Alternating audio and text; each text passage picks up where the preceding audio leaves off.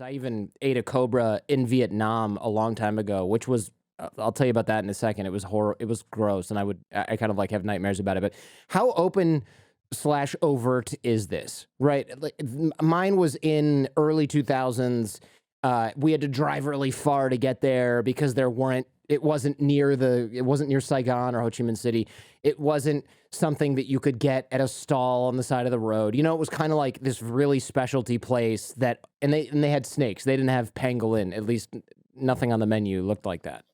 Interesting. Well, I got to say, I think you were taken on a ride, so to speak, because if you know where to look, it's like really easy to find this stuff right Ah, in the city. Yeah, I mean, I don't know who like booked the trip for you, but maybe they just wanted to make it seem yeah. It special was or one of like those. Hey, let's ask the charge. taxi driver where we can get a Yeah, cobra, and then exactly. 40 minutes Yeah. later, we're probably 3 blocks away from our hotel. Yeah. Exactly.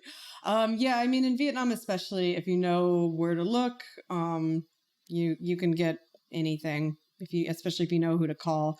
I had a friend of mine call ahead to all these fancy restaurants to ask about a pangolin, and they're all like, "Yeah, we can get you a pangolin, but you need to come in so we can like see you, and you put a deposit down and things like that."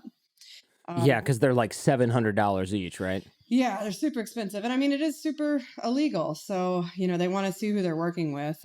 She said these guys sounded pretty frightening, but we went to one of those restaurants together that she had called. And yeah, while we didn't order a pangolin, it was just like a typical restaurant. Like there were, families there were people on dates. It felt not threatening at all. So it's not like this is some like dark alley kind of thing, which is what I had in mind before I went to these restaurants. It's really just like openly done at nice looking places.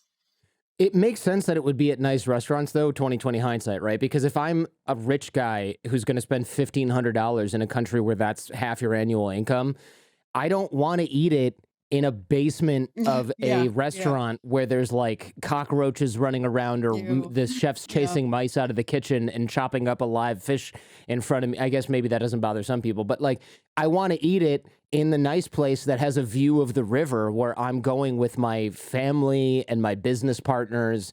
I don't want to go somewhere disgusting. I'm paying for the ambiance as well as the pangolin, unfortunately. Exactly.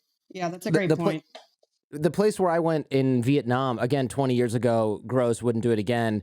But they didn't want to let us in, which was Mm. like, oh, this is legit. They don't want to let us in. And the taxi driver was like, no, no, no, no. Hey, da, da, da, I caught, they asked me about this, and I've been driving them around all day. They're just idiots from America and the Netherlands. That's what I assume he said. My Vietnamese is a little rusty, but he knew we were legit because we were young and we were Yeah. just like dumbasses singing Backstreet Boys tunes in the back of this taxi with this driver and stuff like that and drinking. And I remember they brought the snake out for us, and it was a big ass cobra. They put it on the floor, and there's a guy in like flip flops and shorts holding it by the tail, which this guy has stones I've never seen. And then this Japanese guy comes over and tells us, he's the only guy who speaks English like in the whole restaurant, and he's like, "This is a good cobra because it's aggressive." That's what he said, Oh my God. He would and know for sure. I I mean, yeah, Thanks, right. But dude.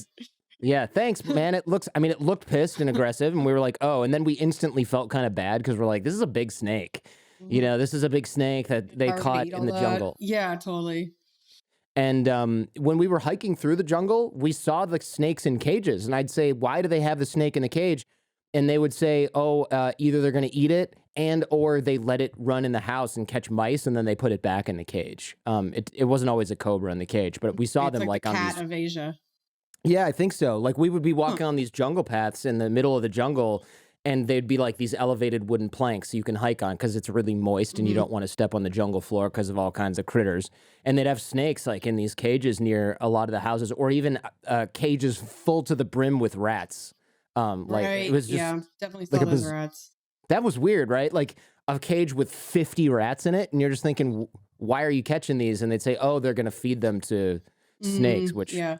I I mean, guess they I raise and breed actually them. I ate a rat in Vietnam, Mm. so it's pretty tasty, I gotta say. Really? I'm surprised because when I think rats, I think the rats that are around where you live in Brooklyn. You Yeah, wouldn't exactly. I don't eat think I those. would. Yeah, those aren't like free range organic rats. So No, no, yeah, they're eating like this is like a plastic country cups. rat. Exactly.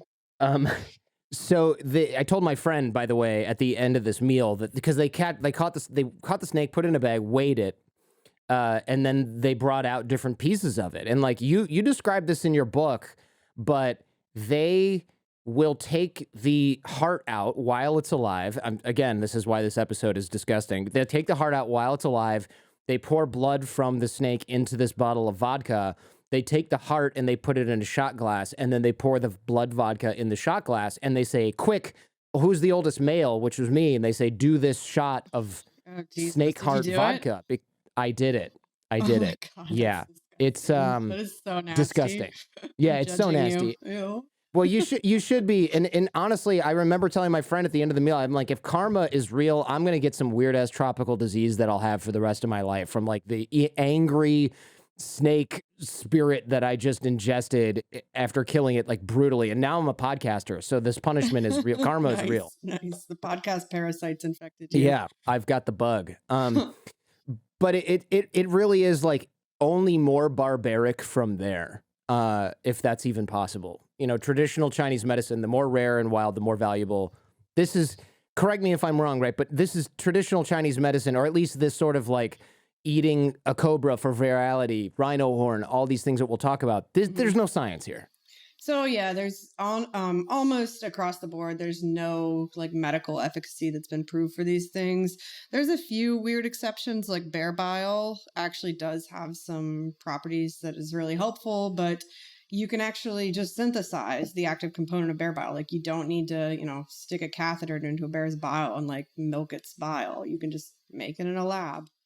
If you like that clip and you want to see more just like this, subscribe to our channel for more or click on the videos on screen now. To see full-length episodes, check out our main channel in the description below.